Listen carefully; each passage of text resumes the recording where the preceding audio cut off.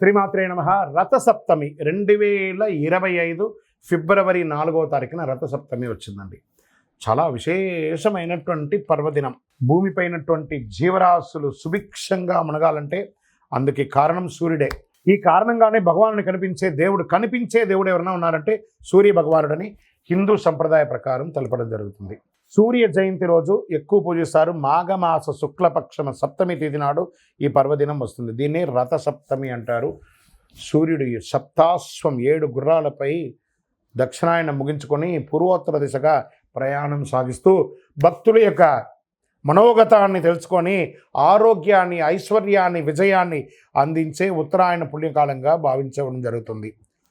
సూర్యుడు 7 గుర్రాలు 7 వారాలకి సంకేతాలు. 7 గుర్రాలను వేద ఛందస్సులని అంటారు.